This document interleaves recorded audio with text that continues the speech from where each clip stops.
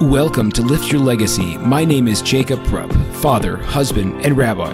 And each week we bring you an inspiring person or message to help you unlock your inner potential and create change that will impact the future. Thank you for listening, and let's get to it. Actually, a particularly exciting interview for me because we had on Rochel Lazar, who is the founder of Nashim magazine, which is a cutting-edge Jewish women's publication that deals with some of the more difficult issues, the real issues in life. And what Rochel found was, she's a writer, and as she started writing about more personal things, raw topics, there really wasn't a forum for her. So with her husband's her husband's suggestion, she just created the forum. And it's been growing by leaps and bounds in the year that it's been around. This resonates with me because I feel like nothing is more important than creating a community around honesty, around vulnerability, in this case for women, but I think for men as well. And it's just such an important skill set, not only for us and for our own well-being and mindset, but also for the community and where our children are and how our children are going to relate to issues in life and in their own struggles, etc. And I think it's also an amazing time to get good at that and to appreciate the fact that your ups and downs are part of your life, and how do you actually start to make changes in your life, and how do you get better.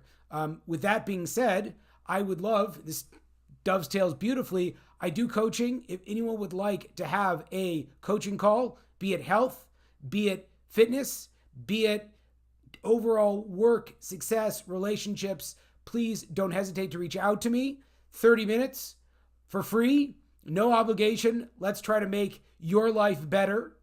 And with no further ado, I am thrilled to bring the very cutting edge, well-spoken, focused, entrepreneurially minded founder of Nashim magazine, Rochel Lazar.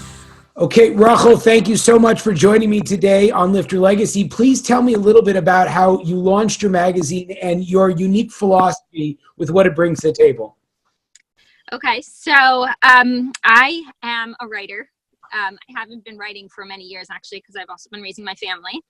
So about a year and a half ago, I started writing again. And I was really writing like personal stories, things about some issues that I had gone through, some really like life experiences. And I noticed that within the Jewish religious publications, it was very hard to find a place that you could release these topics. A lot of stuff is censored or completely left out. And I was really looking for a place to connect with other people and to kind of give support in a lot of different kinds of issues. And I was really having a hard time finding a place to do that. So my husband, he has a big entrepreneurial spirit. He's like, start your own magazine. So I was actually like 6 weeks before I was due with my daughter. So I laughed at him at first because I'm like, there's no way I can do anything like major like that. I'm about to have a baby. But I sent out some feelers just to see if, is this something people would be interested in, like a women's magazine within the Frum community. And so many people just got back to me with like a lot of really good encouragement and just like, go for it. This is something that would be amazing. I'd love to share my story. People already started to write in like their, all kinds of experiences. I think it was just such a lacking that I just decided to go for it. Obviously it took a few extra months for having a baby, but we just started. So we like last May, so it's almost been a year. So. It's amazing. And what's the response been, and how have you been able to get your message in the magazine out there? The response has been overwhelming. It's grown so fast. I don't think I realized I was starting a business here. I'm like, yes, I'm starting a magazine. And now I'm like, oh my gosh, I'm running like a full-time business and I'm trying to manage, I homeschool my children also. So I'm like running 2 full-time jobs. So it's definitely taken off faster than I expected, but it just shows that there really was a lacking. There really is a need for this. So it's been great. It's just been amazing.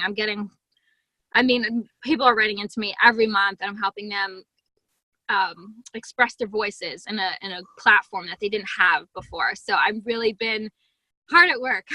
Amazing. So, actually the truth is that the podcast for me was a lot of ways how I also recognize that, that there is a general, I don't know what you want to call it, that we have to present a certain level of sterility when it comes to the stories that we tell and the problems that we have and the challenge that we face.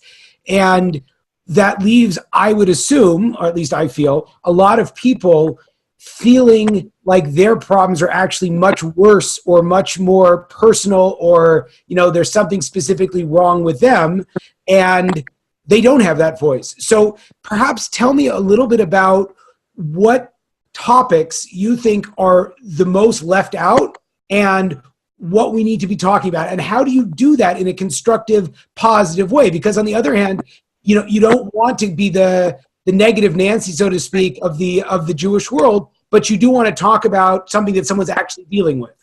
Right. So, I mean, I personally have been through a lot of different kinds of issues. I've had medical things with my children. I've been through a lot of family issues. There's a lot of things that I went through, and I felt very alone going through them, because there are things that people don't talk about. And it's not, I think because it's not put in it's not spoken about very mainstream.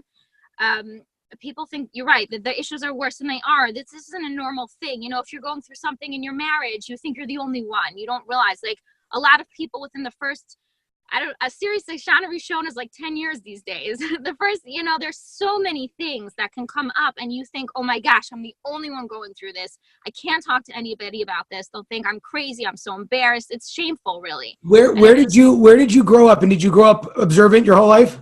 I actually didn't. Okay. Harrisburg, Pennsylvania. Okay. I actually became religious in a little bit before middle school by myself. I mean, that's a struggle I went through by myself also. My family, they're religious now also, but they struggled against it as I was becoming religious, and I had to work my way through that. And middle school is a hard time in general. I think a lot of kids are just finding themselves, figuring out who they are. So I had that on top of becoming religious. And I mean, I was bullied a lot, and I had to kind of work my way through all those things also. So, I mean, there's been a lot of things that I kind of, I like to push ahead and kind of struggle on my own. But I feel like a lot of these things don't need to be done on not just my own, but a lot of people go through these things. And I think that one of the major reasons I started this was really so that people can connect with other people and feel like they're not alone. These struggles are normal. Obviously, becoming religious is something, all Bali Tshuva have to, whatever point in their life they go through it, they have to be like, hey, this struggle is normal. This is what we go through. We're fighting the tide here. Well, I think that a lot of people don't do that because it shows them to be, quote, at risk, or there's so much pressure in terms of, are your kids going to get married? Do people think you have, major hashkafic issues? So I don't think people are talking. And I don't know who has it worse off. I'm, on the men's side a lot, dealing with not only, all of the normal issues, but also, I guess, the societal understanding that men aren't supposed to, freak out and break down, or, it's such a problem because you don't see, unless your family was, again, and it could be this is a Baal Tshuva challenge, unless your family was from, you never really saw how a frum family struggles, I guess you can say, from the inside. Does that make sense? Yeah, and I think that it's, in the outside world, especially with social media, a lot of people are talking about a lot of things, probably too much. Like, they're a little too open, but I feel like, especially in the past generations, a lot of stuff was like, hush, hush, push it under the carpet. The frum community can deal with their own problems. Let's not discuss these things. And I think because of that, a lot of people just didn't acknowledge that they were struggling. And a lot of people have been suffering quietly. And in this generation, I don't think that's acceptable anymore. I think that people need that connection with others. With all of the mental health breakdowns that we're having, and everyone's really struggling. I think that connection and that community support is really what people need to be able to realize, hey, this is a version of normal. And I don't need to look at myself in this shameful way. I can, get past this and become a healthy, emotionally stable person with the support of others. And I feel like this magazine has definitely given that voice to people. And you were saying before about the negative Nancy thing. I really encourage the writers to tell their stories fully. And I don't even say like, hey, let's put a positive spin on this at the end, but almost every single one, not almost, every single one of them at the end, they draw a lesson from it, and they show how they're overcoming, or they have overcome these struggles. And it's really, I mean, they want to reach out to us. They want to be like, hey, I've been there. And it's not even like something I had to tell them, like, this is our goal here. It's just a natural thing. When you've been through something, you want to help others.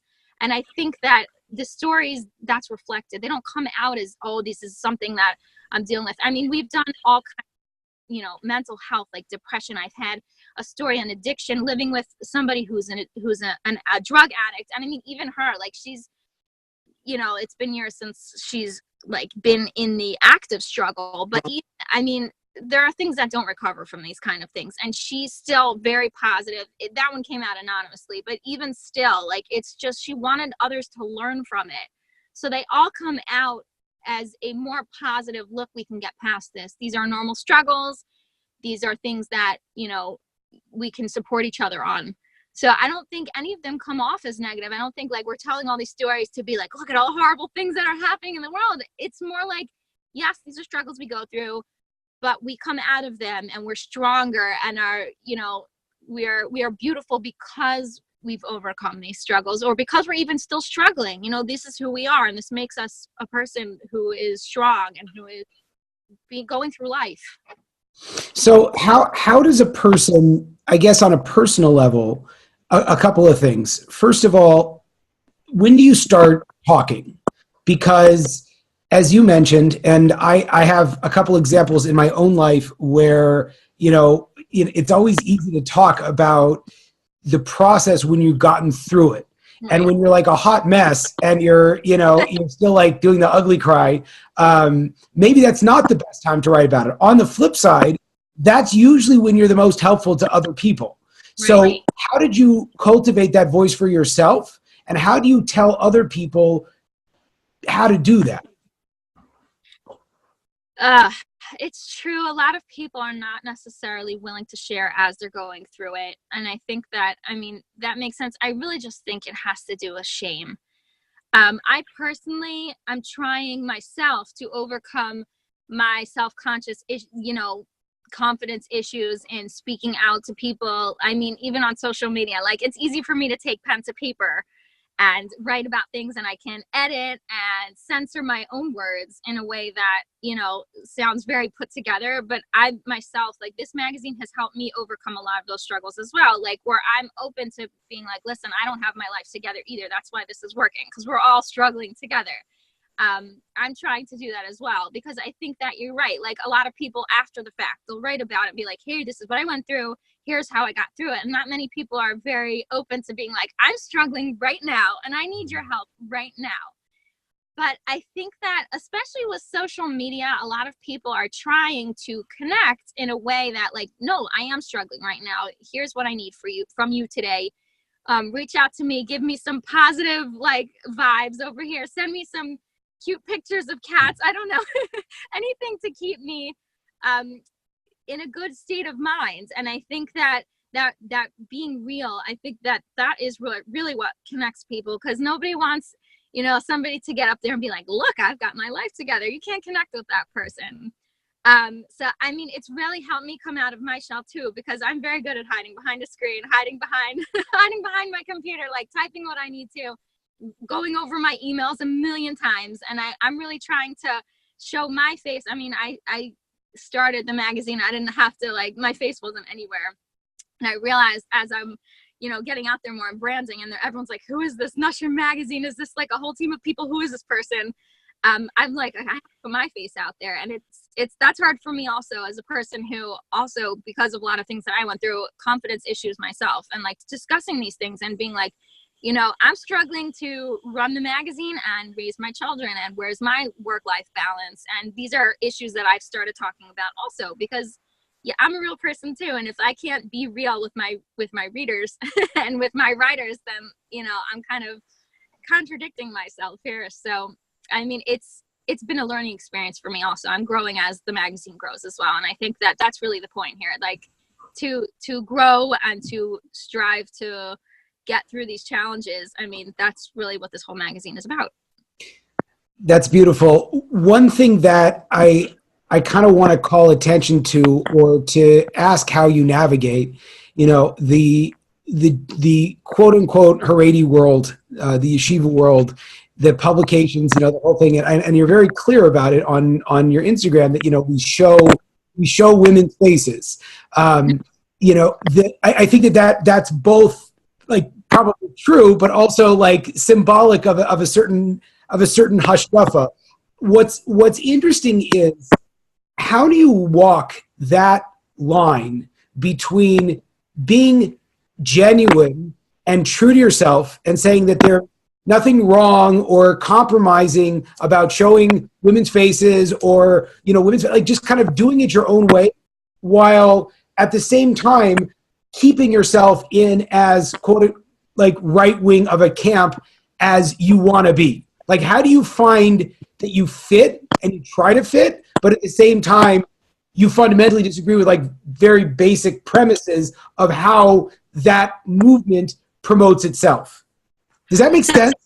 Yeah, I hear what you're saying. The truth of the matter is, you're assuming that not seeing women's faces is the halacha. I mean, it's not. No, that's exactly what I'm saying. I'm saying that I think that's such a profoundly compelling and kind of like holds you back so many people, because some of the stuff is not halacha, but it's just like, well, this is what the people are doing nowadays, and we're like, well, actually that's not what the halacha is. We don't want to do that. But how do you take a contrary stance, specifically not halacha, when it's something just kind of culturally accepted?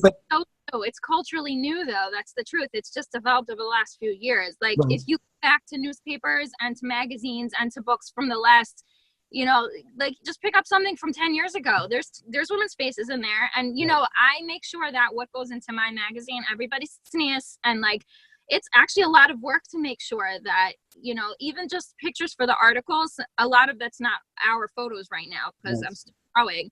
I have to go find a photo where the woman who is not one of my models is completely tznius. And like, I think that that's very important. All of our models, everything, we are setting examples for the children that are coming out, that are, growing up now. The girls need role models, tznius role models, someone to look to so a religious figure that women are not, they're not erased, they're not gone, they are here, and there's someone to look up to. If they have no faces, no women to see, they think that that's it. You get to a certain point, you're completely erased. And then the only women that they are seeing are, the outside sources of women who are completely unsneous. And these are the only women that exist. That's how like life is. Either you're erased or, you're on a completely different path. So I think that showing the women's faces in a very tznius way, this is who we are. No, there are role models to look up to, is so important for the next generation.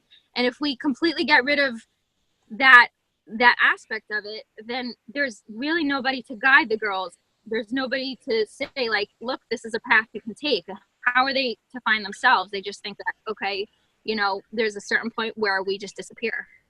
So it is walking a fine line, but I think it's an important stance to take. I think that it needs to be out there because I feel like doing a lot of hard work to make sure that we stay in the media. And yes, there are people who will not, ever look at Nashim magazine. And I've been working to see if we can eventually go to print, but it's very complicated because let's say even we got subscriptions, we have a problem with distribution because my magazine would not necessarily be in a mainstream supermarket. You can't look at it at the cashier and be like, oh my gosh, a woman.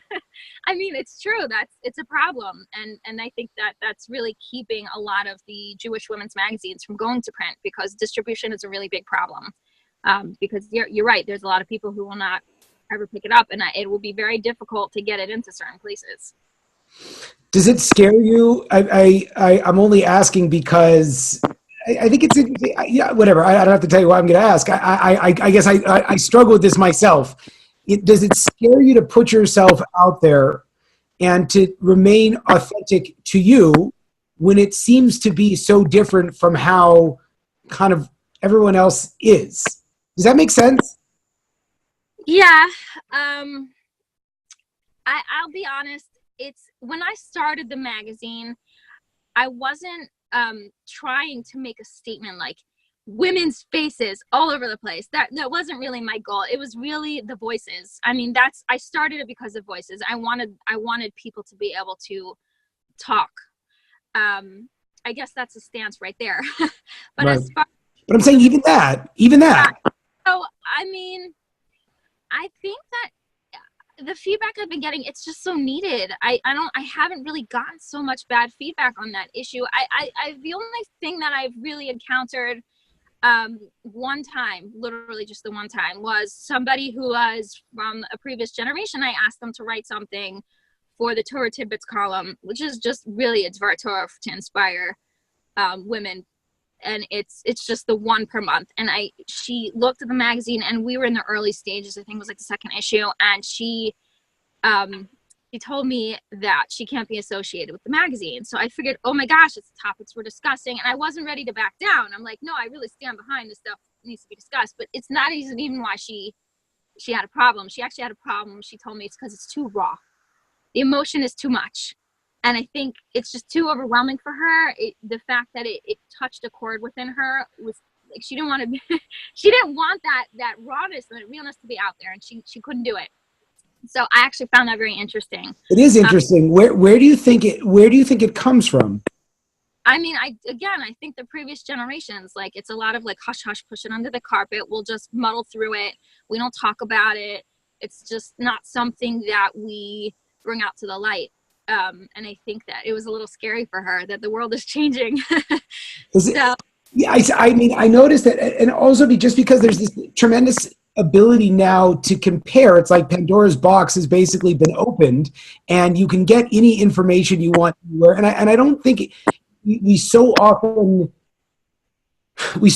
like think about it's about the kids, and like, we have to, the kids, we have to, protect them. But I think also for us, in a lot of ways, like, all this stuff's out there, and you can't avoid it being out there. And in my mind, it's like you can either try to get it from a Jewish source, or you just go to a non-Jewish source. And even if the Jewish source, like, again, it's like we're not in a small village where there's like kind of one community standard. It's like we're all in our own world, and we can all keep the world very private. And that's also very dangerous because, again, if you're looking at this and not that, or studying this and not something else, and you're doing it all on yourself, and it's not out there, it's like you can come up with something that you almost create like a dichotomy or like a schism between your public face and who you really are. Yeah, but I think the world nowadays is so connected. It's impossible to even completely shelter your family. Even, people who have no internet in their house and no anything else. Like, I feel like even just walking out on the streets, it's impossible to completely shelter your family. It's just, the world is just too connected these days. And you're right. If you're not getting it from a Jewish source or from a place with a proper hashkafa, you're going to get it elsewhere. And, it's funny. We have an article coming out. The Pesach issue is being launched tomorrow. And it's by Rebecca Shapiro. And she discusses talking to your children about uncomfortable topics. I think this is very apropos to this conversation. And I mean, she really discusses talking to your kids about those topics, which they could really get elsewhere. And I think that really is what it's all about. It's not just the kids, it's also about us. If we're not discussing these topics within our community, with each other, with our families, there are so many other ways to get access to it. And that's really the problem here, because if there's this disconnect between what we're discussing and what's out there in the rest of the world, then we're getting exposed to things that are not necessarily the proper way of looking at it. Which really means that these topics need to be discussed in a way that we really can relate to and is at whatever level we're holding right now.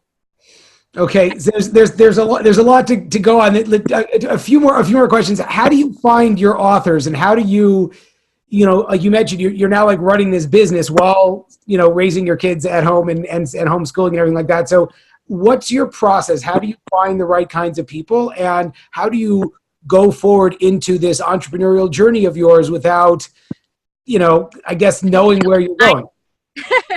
Okay, so writers has been, so I'll be honest, the writing, the editing, the reaching out and connecting to other authors, like, to me, that's the funnest part. A lot of people come to me with their stories because they see, oh, this is a great platform for me to share my voice. And I work with them to turn it into a piece that is, I don't want to say more professional, but like a way that readers can relate to it. And it's more written word as opposed to speaking.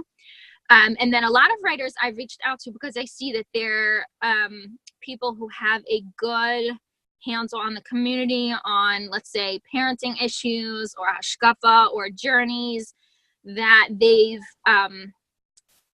seen within the Jewish community. And I see that they could have a very big impact on the readers. So it's both. I really have connected with a lot of really amazing, inspiring people in both ways. They've come to me and I've gone to them. So for me, and at this point, there's so many people who just support the magazine and the goals that I really have in creating this, that they're just like, they're people that send me contributions every month consistently. And I adore them because they're amazing writers and I'm so thankful for their time. So I've got that also. I've got I've got a few folders of people who sent me like 30 things at a time. So it's terrific. Amazing. As far as the business side of it, that's going slower because I am one person.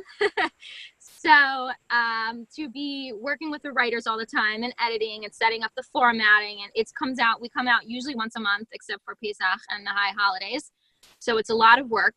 And the business side of things, it's obviously a whole other job. So that is just going slower just because I really just don't have all the time in the world. Advertisers are, slower. I have to make a lot of phone calls. I have to show them exactly. We have a lot of readers. We're up to 11,000 readers per issue at this point. That's amazing. It's great. I mean, I told you we've grown so fast. I'm like so thrilled. But it still requires reaching out to people to help sponsor and to advertise. It's a lot of extra work. So that is going slower. I'm hoping that, at some point that side of it will take off also.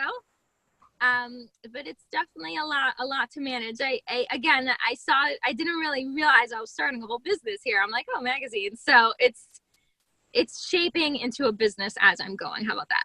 Amazing. That's very exciting. And before we got started on the other stuff, you mentioned that you are launching a product. You have a dress, something that came out? Yes. So I've joined with Mika Fashion, and she has also just put out a line called the Kintsugi dress line. And kintsugi is a Japanese, I'm going to say an art form, but it really started before that, where they would take expensive pieces of like pottery and break it on the ground and glue it back together with gold or silver to make the cracks stand out more, to show that this is even more precious than it was before it was broken. And so we made the dress to like wear our scars proudly, basically, that the cracks are what make us more beautiful. So I love her concept. I loved her message. And I thought that it would be an amazing partnership. So she designed a dress for us with our colors, with the Nashim colors. It's a black dress with pink cracks. So we're like showing our Nashim scars. So she made a limited edition dress for us, and we only have 100. So that's super exciting. And it's ready for shipping. Amazing. Okay, great. Rochel, thank you so much for your time. How do people find out more about you, the magazine, etc.? So they can go to nashimmagazine.com. It's 2 M's in the middle. And we're on Instagram, Facebook. I love feedback. I love to hear from everyone. So amazing. Thank you so much. Thank you. There you have it, folks, another inspiring episode. If you enjoyed this, I ask you to please share this with your friends and to like us over on Rabbi Rupp through Facebook or on YouTube. And the more that we're able to get these important messages out, the more that we can really make an impact in the world. So I encourage you, please, to stay tuned. We have a ton of amazing speakers coming up, and also to tell your friends about it. Thank you very much.